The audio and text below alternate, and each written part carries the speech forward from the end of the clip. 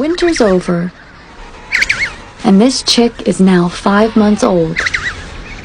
Her parents have kept her safe and well fed, but now they must leave. Returning to the ocean to eat and gain strength, to do it all again next year. Although she'll likely never see her parents again, they've prepared her for this from the beginning.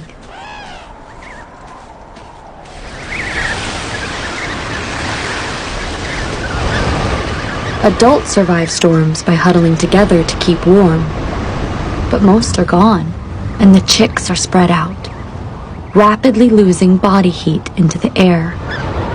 They'll make it through if they remember they need to move and help each other.